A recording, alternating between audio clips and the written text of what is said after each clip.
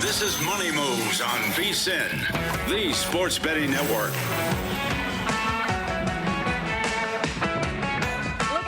Happy Friday, everybody, as we welcome you in to Money Moves on VSiN, the sports betting network. SiriusXM channel 158. Stormy Buonantony, Jonathan Von Tobel holding it down with you for the next 2 hours. Live, as always, downtown Las Vegas, Circa Resort and Casino. And I just learned a new thing about my co-host a moment ago. Every now and then, you can let a snort loose when you laugh. Yeah, man. I didn't know that I was killing it. I'm fired up today. I mean, I'll just say, I just want everybody to know that's watching right now. We're here Monday through Friday, 11 to 1 Pacific time. Just want to put that out there. We're here every Monday through Friday, 11 to 1. Occasionally on a Sunday, I'll be here as well. But you know where to find me. Okay, what? Oh, is that Twitter? I'm fired up today. Thing? I'm just fired up today. I'm happy. People coming for you in the mentions, and so you want to say, I want to meet. This is where I am. I am available if you want to come fight. I know. I'm happy. I actually feel fired up, and I'm in a very good mood today. You do. You have a glow about you. I like meeting our audience members outside. They're absolutely tremendous when we get to see them. We've had a lot of great interactions out here, including some people who were too wimpy to say their true feelings about us when they came and met us in person. But I'm in such a good mood. It's Friday. Looking forward to the weekend. Feeling good. I love it. And we do have a lot of fun stuff coming up this weekend. A lot of fun stuff to get to today as well. So shall we set the table with everything we've got on deck today? It's time for the top headlines and topics of the day. This is The Rundown. All right, let's run it down. Lots to cover, including a boxing card coming up this weekend. Excited to have Brandy Flores join the program. Covers the Raiders as well as boxing for the Las Vegas Sports Network. And headlined this weekend, WBC welterweight title fight. Mario Barrios and Ryan Garcia out here at T-Mobile Arena. Yeah, it's funny. Earlier this week, full disclosure here, it is a good sporting event, so we should cover it. But I was doing local radio on Tuesday, and this fight got brought up, and I said, I didn't know that was happening. So let's talk about it. We should. It's a sporting event that we can bet on, but it speaks more to the state of boxing than anything else. A conversation to be had later, but always interested to hear some angles on the boxing world. I enjoy combat sports. I think you do too. So it'll be interesting to see what is, in the world of boxing, a very big fight this weekend. A very colorful press conference as well, which will be fun to get into with Brandy. We also have plenty of hardwood handicapping on deck. 9 games in the NBA today. We'll cover it all with VSiN's senior editor, Zach Cohen. He's got a handful of prop plays he really likes on the card. Plus, 3 nationally ranked teams in action in college basketball. Will Hill going to join the program as well with some of his favorite plays, not only for today, but a huge Saturday card in college basketball as well, where we have 2 top 4 games going on with Houston, Arizona going head-to-head, a massive game in terms of the Big 12 regular season standings. Also, Duke and Michigan, like Goliath v. Goliath. Should be fun. Yes, indeed. And you're maybe burying the lead, some would argue. We have a new straw poll out for the most valuable player in the association, so we can discuss the findings there.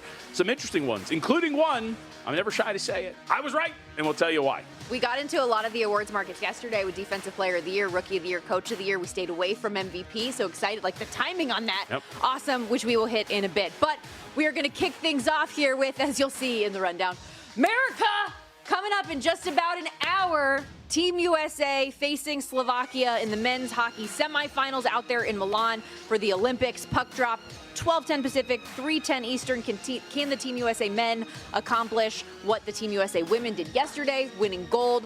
One step closer coming up today. But maybe I actually should have written "Oh Canada" here, the way that the morning began with the Canadian men, JVT, down 2-0 early in the second period against Finland, as obviously a big favorite in this game as well against the Finnish players, and yet they come roaring all the way back and win this thing in regulation, in crazy fashion at the end of this thing. Unbelievable. Yeah, so I wanted to start here. What do you make of Jordan Binnington? This has been a topic of conversation. He only faces 17 shot attempts, but he gives up the 2 goals. And so, look, he obviously settled down as the game went along, but this was part of the conversation. You had brought up a ton. Had not been playing well in the NHL. Looked like he was in his Olympic form, reborn to an extent. I don't want to, it's one result. We do this all the time where it's like, oh, man, we're done. This is cooked. But coupled with the larger sample size of the NHL season that he had not been playing well, you do wonder heading into obviously a very important game here, whether or not that was a sign of things to come against their opponent, who we do not know yet. Something I've said a lot about Jordan Binnington throughout this run of the Olympics is that he seems to find ways to step up in the gotta have it moments, but he's just fine. As a team as an American who would love to see, just as a fan, right, Team USA go forward, win gold over the Canadians, all of those things. I look at this Canadian team and say, boy, I would be more scared if it was Logan Thompson in net. But it is Jordan Binnington, which does give you like that little flicker of life that you feel like you can maybe have this team that's beatable despite how formidable that forward group is. Their defense in front of him was pretty good today. Right. And so, yeah, I am not the biggest Jordan Binnington fan, but he has done what he's needed to do to win these games. What we need to talk about, though, that I think is going to be just another feather in the cap of the Canadians as they move forward to that gold medal game is the likelihood of getting Sidney Crosby back, who was unavailable in this game. And Nathan MacKinnon, for everything we were talking about him with the potential illness, he ends up drawing the high stick at the very end of the game, not only drawing the penalty, but then scoring the game-winning goal with 35 seconds to go. So it didn't look too sick to me. No, not at all. I mean, illness generally, especially in these high-leverage games. I mean, a normal regular season game, you're probably going to miss. But in a high-leverage, whether it's playoffs or Olympics in this regard, you probably expect that a guy's going to give it a go and go out there and see what he can do. And sure enough, he was out there, and like you said, looked pretty healthy. It's also why, going back to our conversations all the time, when we talk about injury or illness and whether a guy is going to play or not and how you factor it in, what do we always say? I mean, just assume that he is him. Because it's hard when you play the game of, I'm going to handicap it like he's 80% or 70%. You have no idea how these guys are feeling. If he's good enough to play, you can assume, I think, that he is good enough to be whatever he is as a player. Also, just thinking back to one more thing about Jordan Binnington, the Eric Haula goal that came his way shorthanded, that's a one-on-one breakout, tough situation. So it's like, there's only so much blame that you can put on a guy in some of those moments. I saw some Italian goaltenders do pretty well. That's true. That's true. That said, I'm just happy because I got a nice little middle in this game. I live bet Canada plus 130 money line when they were down 2-0 because there was still so much time left. And obviously yesterday, one of my best bets going into today was Finland plus 2.5 goals. So that's correct. That was a nice little combo platter that we ended up getting today. We'll see if we can have the same success with Team USA a little bit later on. There is one angle I want to discuss when we preview that game in full that I wasn't able to bet, but those of you at home can, depending on the sportsbooks that you have available to you across country that I'm unable to do here in Nevada. And I do, however, just like the under 6 in that game. I think like all of these. Oh, the one coming up. Okay. Yes, all of these games that we have seen in the semifinal and bronze and gold medal games as well have been lower scoring. I think that we're going to get another low scoring affair today, albeit more one-sided in favor of Team USA. I just don't know if I want to lay 2.5 goals with them. So we'll discuss that more a little bit later. I did want to ask your opinion real quickly on the Genesis Invitational yesterday. Obviously, round 1 was suspended due to weather early in the day and then suspended again later on due to darkness. But for Scotty Scheffler, again, to have such a bad start, it was his worst start through 10 holes in his career. The previous worst was when he was freaking 17 years old. So it was, and this is the 3rd straight event now where we have seen him really suffer early on. And granted, the other 2 events, we've seen him really surge back, especially in that final round. But what do you make of this? I mean, I don't know. I think it's very hard to play at the level that he has for so long. I think that's probably where you start. I don't know if we're in a stretch in which Scotty Scheffler is now becoming human and this is all over and the run of dominance is finished. I think it's just very hard to consistently play at such a dominant level every single tournament. And so you're going to, logically, just have some downturns in your play. And look, he's still capable, as we saw in the last tournament. He, as you mentioned, got up to the hot start, but then came roaring back and was still himself. So I don't know if we make much of it. I think it's a small data points over the course of a larger sample size that tells us who he really is. I'll be interested to see how this goes today. I was talking with Kelly about this. I know you texted about it a little bit earlier. Just do we try to hunt the top 10 dragon with him one more time? Today, he's a little bit more even-keeled, but still losing strokes across the board. Strokes gained putting, strokes gained around the green, approach, off the tee, tee to green, total. He is negative in all of the categories so far through his round today. So you do wonder if he is going to turn this around because he is Scotty Scheffler. Right now, indications would be probably not at this point. It's just crazy. It's crazy. Entering this morning, still, though, despite the terrible start, still minus 130 to finish top 20, despite, again, him being tied for 71st, which was dead last in the field. And there is a cut at this event as well, so keep that in mind. Let's go to the NBA, though, and I know we'll look to tonight's full card coming up after the break, but third time's not the charm, apparently, in this Pistons-Knicks series. Detroit wins and covers the 4.5 easily, 126-111. Your final total goes over the 225.5. Detroit didn't have Jalen Duren or Isaiah Stewart, who are still dealing with those suspensions from the Hornets fight. Detroit now 3-0 against the Knicks this season, winning by an average of have 28 points per game in them, JVT. They have been dominant in this set. Yep, and they have been the better, more physical team. I mean, you look at some of the indications here. First off, defensive rating in non-garbage time of the game, 111. Very good defensive rating. You look at what they were able to do on offense, average about 1.26 points per possession.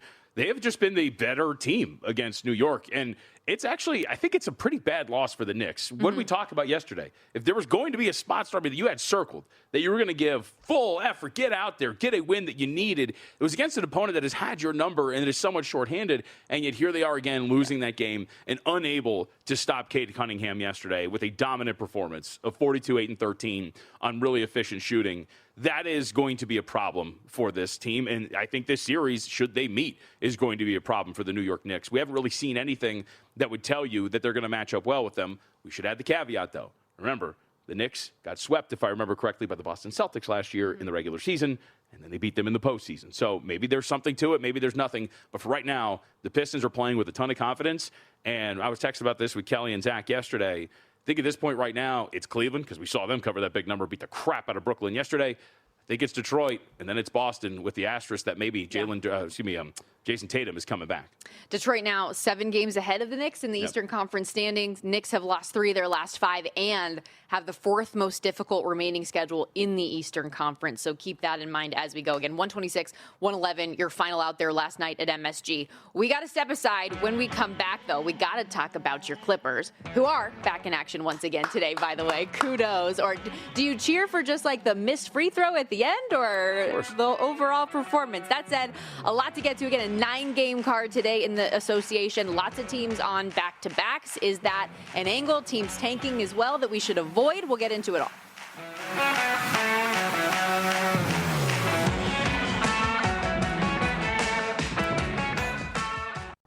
So you're listening to this podcast because you want an edge. But what if I told you you're only halfway there? You've got the mindset. Now it's time to get the toolkit to match. Here's the thing. Pro bettors spend thousands on data and tools. But what they don't want you to know is that you can get the same edge for a fraction of the cost with VSiN Pro. VSiN Pro gives you access to expert picks, public betting data, prop projections, powerful tools, analytics, and more. Just tap the link in the description and see why thousands of bettors are already using VSiN Pro to cash more bets.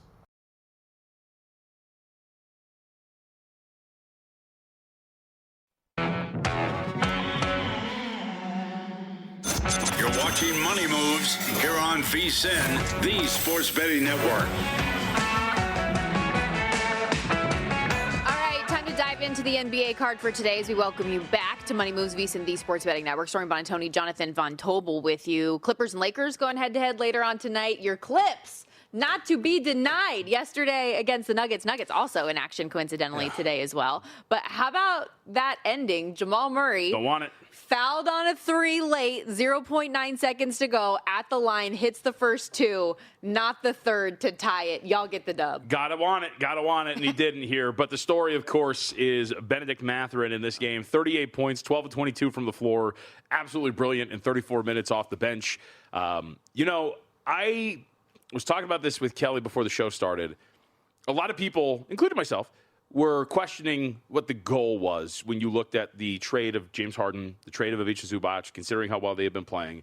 But then you kind of see, well, you got some draft capital, and you got some pretty young athletic pieces that are now a part of this team that, as you can build around, Darius Garland, and when he comes back, and Bennedict Mathurin, pretty good. I mean, this is going to be a team that I think you kind of trust here going forward to be pretty plucky. And then you have other young pieces already on the roster, like Niederhauser, who has been very, very good for them, one of their young bigs. So I think that this team is going to – I'm still pretty confident in the play that, if you remember, I have them 2-1 to make the playoffs. They're going to be a play-in team, and I think that they're going to be the best of the play-in teams with the ability to get in. I mean, you look, Stormy, at the way that the play-in is shaping up right now and the way that these teams look. You're talking about the Golden State Warriors, the Portland Trailblazers, the Trailblazers, I think, at this point are maybe a little bit better. We'll see what's going on with Steph. He's going to miss some time. But got to feel good about where the Clippers are at. And it leads to today where I guess the market is assuming the Clippers are going to rest some guys here, because if you're going to tell me Kawhi Leonard's on the floor give me every part of 8 today with the Los Angeles Clippers. And they've been bet out 6.5 to 8.5. Yeah. So, I mean, you always see this on the second legs of back-to-backs. Generally, I shouldn't say always. You know, the team on the second leg of the back-to-back, obviously the Lakers have a rest advantage here, so you kind of the market tends to add a point on the overnight lines, so that gets bet a little bit here. But, I mean, the Lakers, what have we talked about 1,000 times over? They beat up on bad teams, but they don't cover against the good ones. Correct. And I think the Clippers, with the way they've been playing over the last 30-plus games, would be considered a good team. All right. So the injury report for the Clippers is going to be important here for them. Let me double-check to see if I haven't seen what the injury report looks like for them. Yeah, we're still waiting for it. So, yeah, we'll see what it looks like. But if you give me full – and by the way, Kawhi's been playing these back-to-backs, we should know. So it's not like he's been sitting them out. Yeah, you give me Kawhi, I'll take 8. It's a player principle. Yeah, he's been awesome. So, like, offensively, averaging a career high this season, what he's been able to do. On the other side of that result with the Clippers, Nuggets in action as well in the second half of back-to-back today. In Portland, taking on the Trailblazers, laying 1.5, total 241.5 here. Portland, 1-4 of 5 before the break, has the rest advantage. Denny Avdia also back healthy. What do you make of this one? Yeah, I think I would lean toward Portland here. Like you said, not only do you have the rest advantage, but that was a really tough game for the Denver Nuggets, and then you come back here and you got to play against a plucky defensive group like the Portland Trailblazers. And again, you want to see what the injury report looks like. I would assume that everybody's going to be all hands on deck here for the Denver Nuggets, but you never want to assume anything.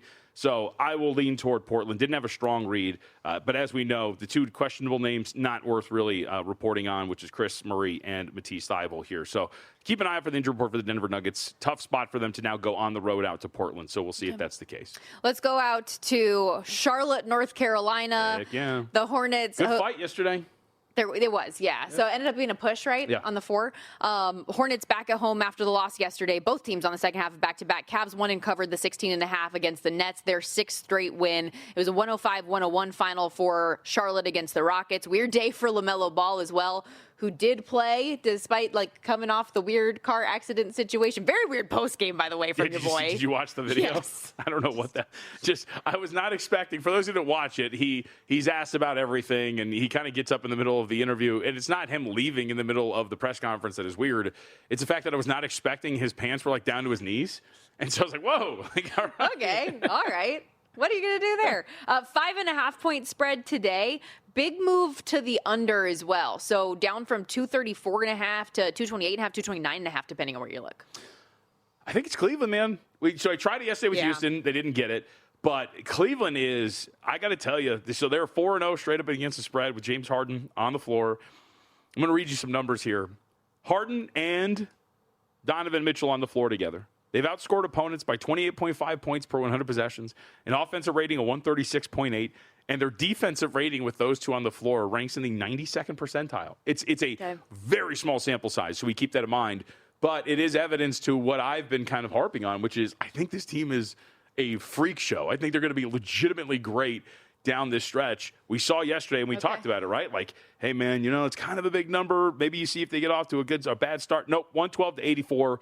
Those two are absolutely dominant. Harden is really steering into, and we saw this in Brooklyn, he is steering into being the facilitator. Just 16 points and 9 assists in the game. Only took 8 shots from the field. This works, and Harden does, when he wants to be, he will regress back into the role of facilitating point guard when he knows that he needs to be it. And this is going to be, I think, a matchup that works for them. So given the fact that we still have the suspensions, no real true backcourt defenders for our two guys here in Harden and Donovan Mitchell. Evan Mobley's not going to play, but you still get Jared Allen out there. I think that this is a pretty good spot. So we'll try to take our shot one more time against the Hornets. Pushed yesterday. I think this is a better spot to try to get it done here today. This is a game I was thinking about throwing in myself, and so I might join you on that one here with Cleveland. Just at first blush, you look at that number and you're like, how? Only 5.5, Sure. Really? Especially with how good this team has been and Charlotte being shorthanded, like you mentioned. It just feels a little bit like apples and oranges. And the Cavs are a team that we've talked a lot about liking big picture and down the stretch. And whether it, I know that you have your questions about James Harden performing in the playoffs, but if this could be a team that actually wins a couple series down the road. Mavs and Timberwolves, so not the sexiest game on the surface, but some injury stuff to be aware of. Timberwolves laying 14.5, totaled 239.5.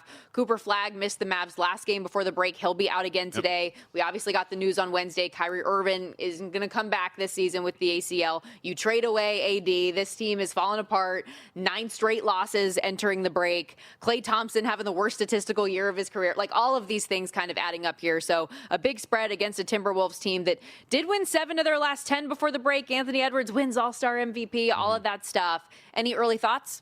Yeah, I mean, for the Timberwolves are an interesting team. You mentioned the little spurt they went on to end the first half against Atlanta and Portland. They have not been a great cover team at times. They've been very hot or cold before their last 2 games, which they covered. They failed to cover those 4 for the season. They're 25-31 against the spread, give or take a couple of wins and losses, consider where the closing number is and where you measure. But they've been a team that I haven't really trusted. And with some of these big spreads, we'll see if they can get it done against some of these lowly opponents.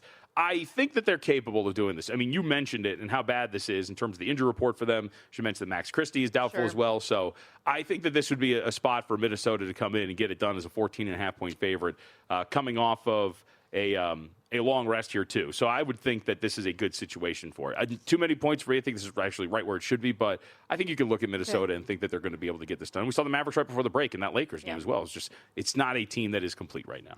Pacers at Wizards. Indiana closed -2 on the road yesterday. Yep. Lose 112-105. Today, they opened back up in the 2.5 range. We've seen a flip of favorites, pick 'em some places, depending on where you look at DraftKings at least. Washington -1.5, total 228.5. Yeah, I guess it's a tank off here, but we want to see who's going to play. Keyshawn George still not available for the Washington Wizards. Alex Sarr still not available for the Wizards either. So I would think that the spot would be Indiana. Maybe this is a line correction after yesterday, but very long injury report for the Indiana Pacers today that you want to figure out who's going to be available and who's not. I count 5 guys who are questionable. You've got a doubtful, and Pascal Siakam's not going to play either today. Okay. So this seems to be a bare-bones crew for Indiana. And do you want to watch it? Yeah, I mean, that one, so that one and Jazz Grizzlies. Yeah. It's just like, who wants to lose more today? Yep. So we'll see. Another interesting one, though, Heat and Hawks. Hawks back at home after the 10-point win in Philly last night. Yep. Heat won first meeting with Miami at home back in December. Hawks took second round in Miami. Tyler Hero expected to be back, correct? I think that is the case, yes. Double check. Yeah, he is available. Missed over a month with the fractured ribs, but he's back. 3.5-point spread, Miami favored on the road. I would lean here toward Atlanta. I don't think that the gap between these two teams is such that Miami, even with everybody available, is laying 3.5 on the road against the Hawks. Hawks injury report is clean here today, so you're going to get all hands on deck for the Hawks at home. At 3.5, seems a little strong, just given the fact that Miami is fully healthy, but starting to get up to 4. So hold out. We'll see what the market thinks, but seems that there's a very strong angle here leaning toward Miami, especially after last night, maybe a little bit of a rest disadvantage, obviously, for the Hawks. We will talk plenty more NBA a little bit later on in the show. Not only are we going to talk about the latest straw poll that came out for league MVP, but also VSiN's own Zach Cohen is going to join the program. We're going to get into some of his favorite props on the card today, talk about some of these tanking teams as well. But coming up next, diving into a little college basketball, and we're kind of all over the board with VSiN's own Will Hill, who's going to join the program. Speaking of college hoops, with the college basketball season in full force right now, we're getting closer to March. Baseball is upon us as well. Right now, perfect time to come join us with VSiN Pro. Sign up today. You get our daily best bets from all of our VSiN show hosts and guests, real-time DraftKings and Circa bet splits, AI-powered prop tools, matchup analysis, 24/7 video, full show replays, everything. Plus, our all-new MLB guide out right now. Inside the guide, does money buy championships? We'll break it down. You also get detailed team previews, a stats glossary, key analytics to show, sharp betting insight from our VSiN Pro experts, and perspective from former MLB pitcher and VSiN host Jensen Lewis. Start today, just $9.99. Save 50% with an annual subscription. VSiN.com/subscribe is how you can come join us. Again, that's VSIN.com/subscribe. Back in a flash, VSiN's Will Hill joining us next.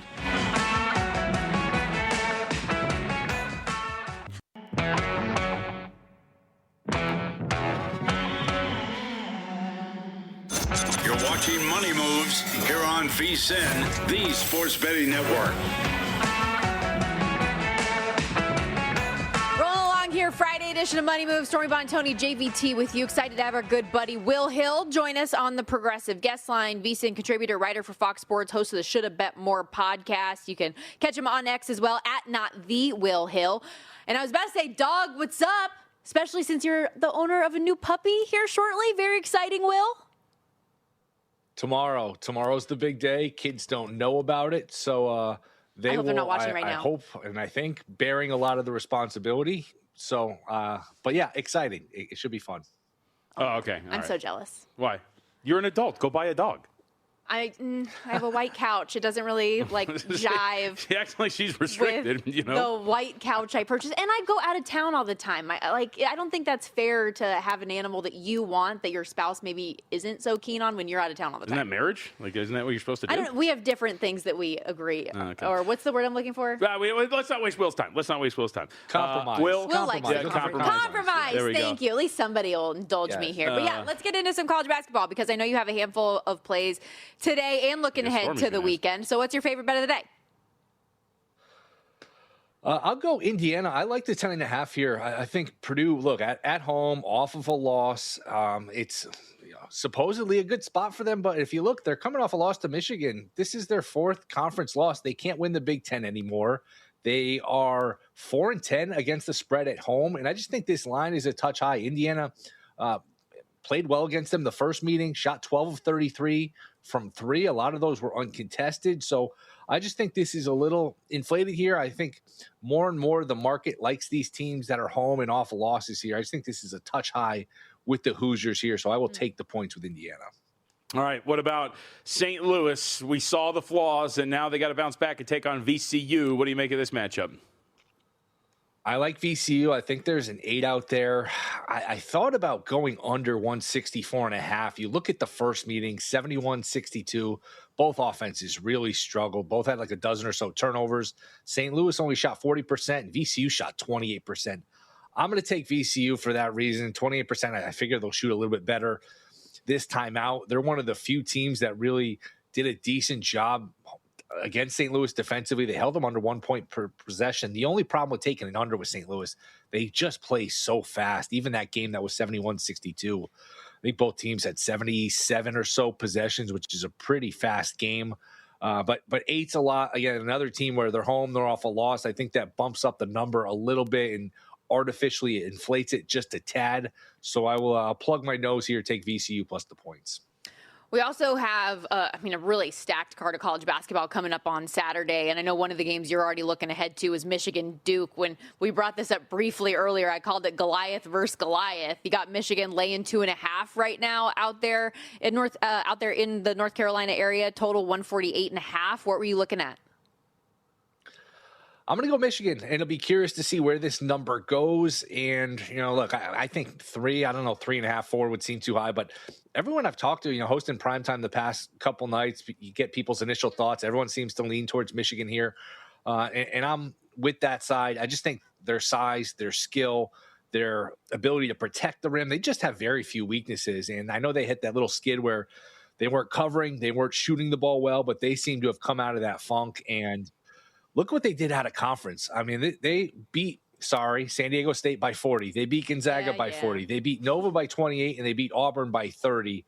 I just think they're a touch better than Duke. I think Boozer, maybe the best player on the court. I'm sure he will be, but I think Michigan has the size to neutralize that, and I just think the rest of the team for Michigan is a touch better for Duke. I thought about going under here, too. Neutral setting, big arena, important game. A lot of times those are things that lead to an under with the unfamiliar shooting backdrop, but I'm just going to stay basic here and take Michigan minus the 2.5. And I will say this too, not the worst idea, I don't think, to take Duke right now if you're thinking about them in terms of future, because they're 7-1 to win it all. If they ever win this game, that line is going to drop to probably 6-1 plus 550. If they're really impressive, maybe 5-1. And if they lose, it's probably no harm, no foul. I don't think they're going to get punished unless there was an injury or unless they really got blown out here. I don't think you're going to get too much of a movement. So I think it's a free roll. If you like Duke to win this game, you take a shot on the future. I can't see this number moving too much off a loss, but I do like Michigan to win the game. All right, I know we have a couple more plays, but before we get to them, just on the point of futures, outside of talking about Duke, have you added anything in recent weeks, Will? I don't have that many this year. I have UConn 15-1. I saw them drop to 20-1, and I'm tempted by it, but man, I just don't see it with this team. I feel like I'm catching a falling knife. There's just something off with them. Even when they were like 22-1, they weren't covering. They foul a lot. There's just something off with them, sort of like last year. But I don't know. I thought about it, but I just can't quite get there. And I'm worried they will be in the same region as Houston in the South, where if they get to Elite Eight, and Elite Eight is optimistic with the way they're playing, that's basically a road game, and that's a very possible scenario here. So I looked at UConn. Arkansas, watching them the other night, the talent is there. I know it's Calipari in the tournament, but they had a nice run last year. Arkansas has been the team I've been talking up in that 40, 50 to 1 range. I don't think they can actually win it. And sometimes you talk about, well, I'll take a shot on them and then get to the Final Four, I'll monetize it. But we've seen in the past, it's not as easy as it sounds. And this is someone who had Miami to win it all in college football, where you get to the title game and the other side's minus 330 on the money line. So maybe Arkansas to make a Final Four and not actually win the whole thing. But if I was looking for a sleeper, Arkansas might be the way to go. VSiN host and analyst Will Hill joining us here on the Progressive Guest Line. We're also about 40 minutes or so out from puck drop in Milan for Team USA and Slovakia in the Olympic semifinals. At USA, big favorite in this one. Although it's come down, they were laying minus 800, now minus 625. A 2.5, though, on the puck line still in this spot. Total 5.5. Are you invested in this game? And if so, what do you have? I'll be the guy. I'll do it. I'll take Slovakia plus 2.5. I'll be the bad American. Red, white, and blue are great colors, but I'm all about the green. The dogs have done well. The unders have done well. And I said this the other day when they played Sweden. Matt Brown gave me a hard time. There can't be value on the USA. Everyone's throwing them into their money line parlay, laying the puck line. People bet what they want to root for. To me, and I know very little about hockey, and very little might be rounding up, but I know a little bit about betting, and that has to skew the number. There has to be value on the other side plus the 2.5. Doesn't mean it's going to manifest. Doesn't mean it's going to get home, but it's a one-game sample. But I just think from a value standpoint, this line has to be skewed just with all of the USA money pouring in. Who knows? Maybe they go out and win the game 7-0, but I just think there is value here taking the 2.5. And look how well these dogs have done. I mean, Finland was up 2-0 as a huge dog today. Canada yesterday, and the women's side, a big dog, was up late. Sweden, it's funny, these big dogs have played well. They've led late. They've covered the puck lines. They just haven't been able to get across the finish line in terms of the money line. So if you're playing these money line favorites, you're getting home, but you're getting quite a scare on the way with how these games have unfolded here. All right, let's get to a real sport. Today was the day it began. Spring training is underway. You can smell it in the air. I've got a couple of baseball futures as well, so walk us through it. You've got somebody you like to lead the league in saves. Who is it? I have the Orioles right now, 0-0 bottom of the sixth. They just have a leadoff man on, and Pete Alonso's up. So I'm sweating this game as we speak. They've gotten robbed of a couple runs, so we're back in midseason form in terms of baseball. I've talked about this on VSiN the past couple weeks. I am high on this Orioles team. I think you get Shane Baz out of Tampa, that minor league park, he's going to pitch better. Rogers was really good in half a season last year. Kyle Bradish, healthy again. Remember, 3 years ago, they won 101. 2 years ago, they won 92. Last year was a disaster. Everybody got hurt. I think they bounce back. I love their lineup. You had Alonso and Ward. That's 74 homers combined. Give me Ryan Helsley, 30-1 to lead the league in saves. I also bet Baltimore plus 500 to win the division. It's still plus 475 at DraftKings. I think that's very playable. I think Baltimore, with their lineup, healthier pitching, I think they bounce back. I know it's a competitive division, but the Yankees didn't really get better. The Red Sox didn't really get better. Toronto, we'll see if they can duplicate what they did, and if that's not kind of a one-year wonder. I think there's value here on Baltimore, and I do like Helsley, saves leader.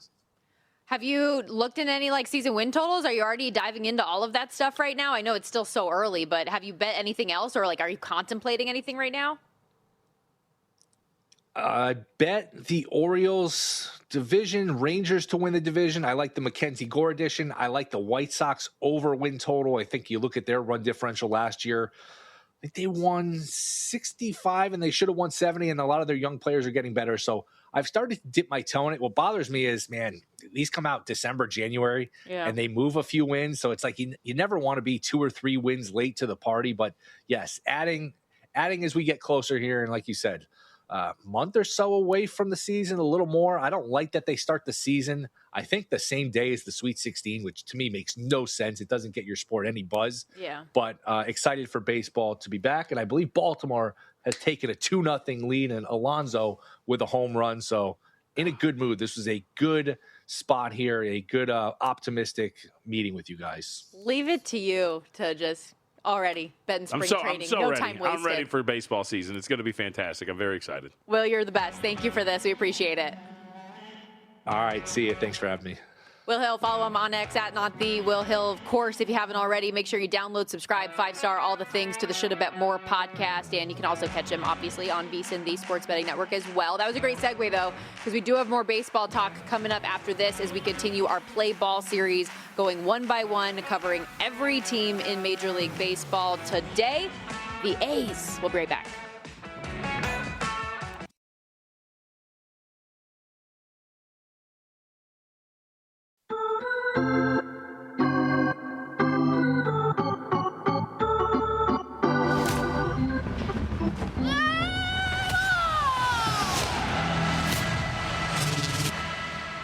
Our MLB preview today, sponsored by Upside. You can download the free Upside app and earn real cash back every time you fill up your tank. Promo code SPORTS for 25 cents per gallon on your first tank. Stormy Buonantony, Jonathan Von Tobel back here with you. And yes, we are continuing to go through the list, previewing each and every team ahead of the start of the MLB season. We're going worst to first. Today, we have reached the Athletics. What sound do we give them now? What do we call them? What do you mean, what sound do we give them? No, what town? I call them the Sacramento Athletics. Is that what we do now? Yeah, I think so. And then soon to be Vegas? Apparently. Previously Oakland? That's just... I guess so. Can't wait to, to cover the Athletics, a day-to-day. I want to do it for a season where I'm like, in daily press conferences, like, the way you used the bullpen last night when you brought in that lefty reliever in, May, like the third week of May. It's going to be fantastic. It's going to be so good. What a refreshing grind. Yes, I call them the Sacramento Athletics. Win total of 75.5. A team that has some upside on offense, as we saw last year, 10th in weighted runs created plus. A team that, as Adam Burke pointed out in his write-up in the Major League Baseball betting guide, which you should check out now. You can buy a la carte if you don't want to subscribe. Probably got a boost from playing in Sacramento last year, especially in the summer, but still a lineup that does provide some pop to it. The question just becomes, will this lineup, which is fairly adequate, will it get enough pitching to help it out as the season goes along? Yeah, good young core, but last year, obviously, pitching wasn't good enough. They also, last May, if you remember, went through just an abysmal stretch that bled into April as well. I think it was 1-20 over that stretch, which really brought them down. The second half of the season, however, was much better. They hold on, my eyes are getting so old. Say, what was that? That was a very aggressive laptop the magnifying glass here. I thought I was supposed to be nearsighted. What's happening? As a team, though, 35-29 in the second half of the plus 50 run differential. So they made a lot of improvements the back half of the season. We're a much more bettable team then, and in this offseason have made some additions to try to figure out and tweak both sides of it. Yeah, if you look what they added, especially from a pitching standpoint, Mark Leiter comes over on a one-year deal worth $3 million. They try to add to the position group, with Jeff McNeil, who they acquired via trade, and then handed out some extensions as well. Tyler Soderstrom, one of the big ones, 7 years, $86 million, and then Jacob Wilson at shortstop got 70 over 7. You talk about where this team is at, and it's going to focus on the pitching. They have some key guys. Luis Severino is a pretty good guy to put at the top. I think I'm going to be more curious is Severino going to adjust to what this park is? Because if you looked at his home-away splits last year, he had an ERA over 6, but then when he was on the road, he had an ERA that was just about 3 flat. So he definitely liked pitching away from home. Remember, he had those weird comments, actually, about pitching there in Sacramento as well. So with a season under his belt, is there a way he can adjust the way that he throws this ball that he's going to feel more comfortable when he is out there? Jeffrey Springs, I think, is a pretty good guy that you look at and say, okay, you can feel somewhat comfortable with him. A little bit older. He's 33, so you do wonder if he's going to be out there for long stretches, how many innings you're going to get from him because he's out, because he is a little bit longer in the tooth. And then there's some other pieces that you like. And they've got 2 top 60, 70 prospects in overall Major League Baseball that could come around at some point this year to add to this pitching staff. So I think there's some upside. The question is, does the upside hit, and what does the pitching look like? The offense is good enough to make them a fringe playoff team, as you see there, 75.5. The question, obviously, that we have to answer is it worth betting into at this point right now when you look at their odds to make the playoffs at plus 475? Yeah, and you mentioned it kind of in passing with the adjustment to the ballpark. That is significant not only for A's pitchers, but away pitchers coming into that ballpark as well. That is certainly a place that you want to target overs based on the way that some of those numbers shook out last year at home. The A's scored 368 runs, allowed 445. So there's a lot of volume, a lot of baseballs that were getting out of the yard there as well. So keep that in mind as you're betting A's home games throughout the course of this season. At Fangraphs, They have the A's winning nearly 79 games. It's a 78.8, 76 wins for them a year ago. As we mentioned, that 75.5, the win total, where things sit right now. Adam Burke in the guide said his bold take for the A's is a second place finished in the AL West and just threaten for a wild card spot. Could you get to that point on them? Second is strong only because I do like a couple of teams here in the American League West. Specifically, obviously, the Mariners should have some staying power with where they're at, but I'm pretty high on the Rangers this year. Adam and I actually talked about it on Pod of the Futures a little bit. The Rangers had all the signs of a team last year, and if you remember, I kind of chased that ghost a little bit, had some AL West, had some World Series as well. There were signs that they were a team that was deserving of better. And I think part of what Adam might be getting at, because he's mentioned it a couple of times, I do foresee a scenario in which the Astros kind of fall from this perch, given the way we'll talk about them. Their roster potentially sets up here. But I'm so high on the Rangers, and I do think the Mariners are going to be adequate enough that second might feel a little strong. But if you're talking about a third place exact finish, if you wanted to bet something like that, I think that would make some sense if you're looking at it from that regard. I wouldn't be shocked if the Athletics passed the Astros. Mm-hmm. I would be kind of surprised if they were to pass, because you would have to pass one of the two, the Rangers or the Mariners. Well, you saw that on the division graphic. The A's are 16-1 to win the division, plus 750 for a second place finish, plus 350 for third. So I think that's a pretty reasonable price for that spot. Yeah. Again, the question becomes, do you want to invest in plus 350 for, until, what are we talking about here, October? That is the question that you have to answer. Also, with these baseball futures, even if you like it, there might be a stretch. It's going to sit out there maybe for a little bit, unless they just get off to a rip-roaring start, and then you're going to get screwed. But if they're playing at an adequate level, as you see here, you'll be able to find that plus 350 pretty frequently throughout the beginning portion of the year if you just want to sit back and wait for it to happen. But I think that is a possibility. But who knows? I mean, we've talked about the Mariners, and what if the Mariners offense just kind of tanks out and all of a sudden you're trying to get this pitching staff to carry you and it just doesn't happen? We saw the Mariners really get hit with injuries last year, if you remember. That was part of the reason at the middle of the season, towards the tail end of the season. Obviously, they were very good. They made their run, but that also could happen as well. If injuries hit this pitching staff, the offense doesn't pan out, and all of a sudden you're looking at a Texas and Sacramento 1-2 Come on, exacta. I just asked you the question. Well, your question was weird. It was, what noise do we use? No, I said what town. Not my fault you don't listen. Yes, you did say noise. Thank you. I did not say noise. What we're gonna noise? have to play it. We're gonna have to play it back. Yes. Please do. You said, what noise do we use for them? But what do you mean noise? Usually the English language. I cannot wait for us to replay this because I definitely said town. Oh, it was during the commercial. Thank you. Okay. All right. On the air, I said what town? Either way, You're wrong. tripping. I've got somebody else in my corner. I don't By the way, know what we're you having guys a are talk. talking about. What did I say in We're the having a talk with commercial? Justin, our producer. Her audiences can't hear, but. Oh, yeah. I guess I forgot about that. Well, other shows' producers you can hear. So I'm just. Apologies. Either way, at the end of the day, I think the Athletics have some upside. I think you can look at them at potentially over the win total of 75.5, which I think you like. Yes, I do. I think I might end up, the more I was reading about this team, the more I was kind of. So you're going to have two AL West overs here? Yeah, maybe we shouldn't have gone worst to first, because the fact that I'm like, oh, look at these bad teams that I can take overs on. Maybe I shouldn't have gotten so overzealous on that. And the whole talk we had about the Pirates too, and I'm just looking over apparently on all of these hypothetically bad teams. With this in mind, though, so I mentioned the bold take from Adam Burke. Also, for each team in the MLB betting guide we have that dropped earlier this week, Jensen Lewis, former MLB pitcher, he's got his kind of players side, full write-up of each team that he does, as well as his own bold take. So if you go to vsin.com/guide right now, you can buy the guide a la carte, $19.99 to do that. Or if you want to come join us on a full-time basis, the guide will auto-download for you as a part of it, and you'll also get access to everything we do with the network. So all of our show best bets, the AI prop tools, the bet splits, everything like that, that's vsin.com/subscribe. But also in the guide, in addition to the previews, we've got a deep dive into the awards markets, MVP, Cy Young analysis, complete stats glossary, key terms to know, and so much more. It is absolutely worth it. vsin.com/guide.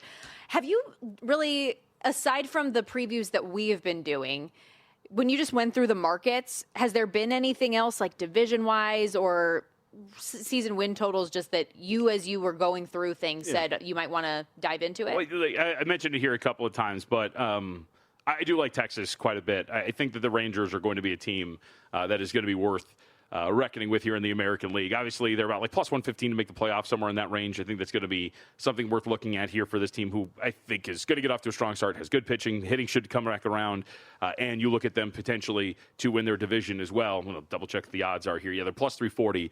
I think that they're a team that's worth looking at here. I think that the Rangers are going to come back around in a positive way and potentially be the best team in the American League West. Dang, dude. Going back to the well. Yes. I deserved better last year. I will say that. So, well, baseball happens. It happens like that with baseball sometimes. Speaking of the Rangers, it was 4 or 5 years ago. I think I'm ballparking this really hard.